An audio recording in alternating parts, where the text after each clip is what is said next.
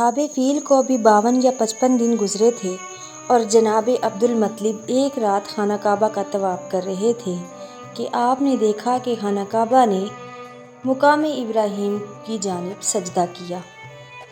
حبل نامی بت جو بہت بڑا تھا وہ منہ کے بل گر گیا اور صفا بلند ہو گئی اور مروہ کو اضطراب میں پایا۔ آپ جناب آمنہ کے گھر کی طرف دوڑے کہ آپ کو کنیز نے آپ کے پوتے کی آمد کی خوشخبری دی۔ سیدہ آمنہ نے آپ کے پوتے کو آپ کی گود میں رکھا۔ آپ پوتے کو لے کر کعبہ میں لے گئے، پوتے کو بغور دیکھا اور پیار دیا اور خداوند تعالیٰ سے آپ کے لیے فتنہ و شر سے پناہ مانگی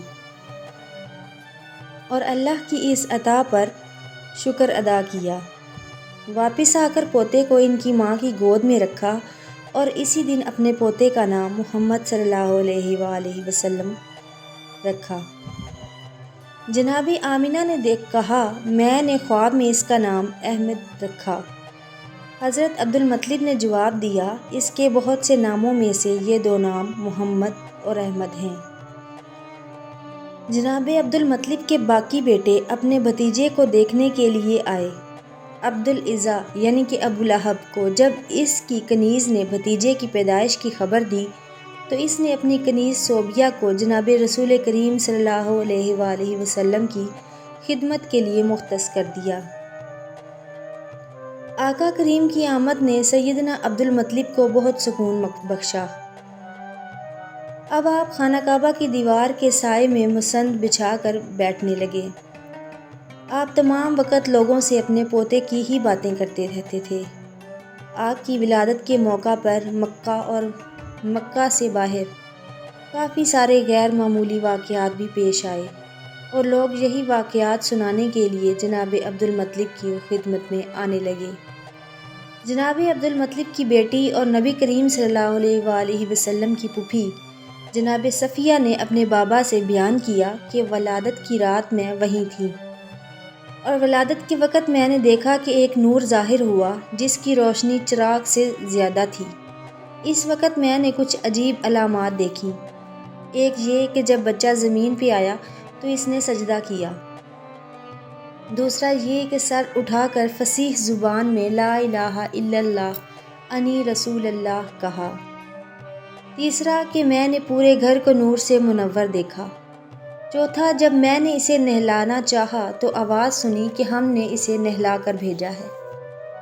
پانچواں یہ مختون تھا اور چھٹا یہ کہ اس کی پشت پر دونوں کاندھوں کے درمیان ایک ابھرا ہوا نشان تھا۔ حضرت عبدالرحمن بن عوف کی والدہ نے بتایا کہ میں اس روز آمنہ کے پاس تھی۔ جب بچے کا جسم میرے ہاتھوں میں آیا میں نے کانوں سے اس کا گریہ اور نیاز سنا۔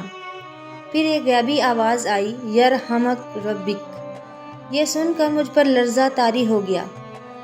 سیدنا عبدالمطلب دیوار کعبہ کے سائے میں اپنے 9 بیٹوں کے ساتھ بیٹھے تھے۔ چند معزز یہودی آپ کی محفل میں آئے اور دریافت کیا کہ گزشتہ رات آپ کے ہاں کوئی بچہ پیدا ہوا ہے۔ آپ نے کہا ہاں، تو انہوں نے کہا اسی رات ہم نے دیکھا کہ وہ سراج منیر متولد ہو چکا ہے جو سید الاولین و آخرین ہوگا۔ جناب عبدالمطلب نے ولادت کا پورا واقعہ سنایا تو یہودی علماء نے کہا تو رات کی خبر درست نکلی۔ انہی دنوں یوسف نامی ایک یہودی عالم مکہ آیا تو قریش کی ایک محفل میں آ کر پوچھا آپ میں سے ایسا کون ہے جس کے ہاں لڑکا پیدا ہوا؟